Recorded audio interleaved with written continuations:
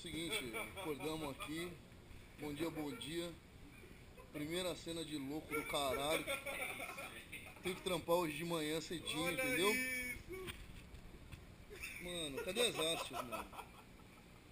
Nossa, velho. Era o meu óculos, mano. Olha, o bagulho quebrou tudo, mano.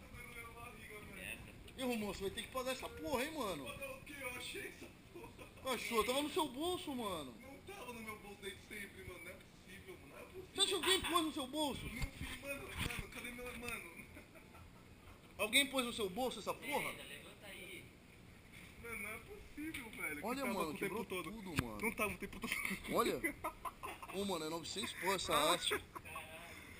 Nem fodendo, tava comigo o tempo todo, mano. Não é possível. Quem? Você acha que alguém colocou no seu Alguém bolso? pôs no meu bolso.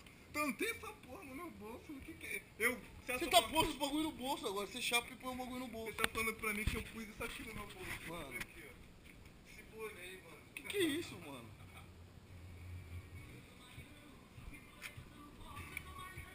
Caralho, mano. Eu me fudi grandão agora. Meu óculos tá quebrado. Tem que ficar 7 dias agora com essa porra.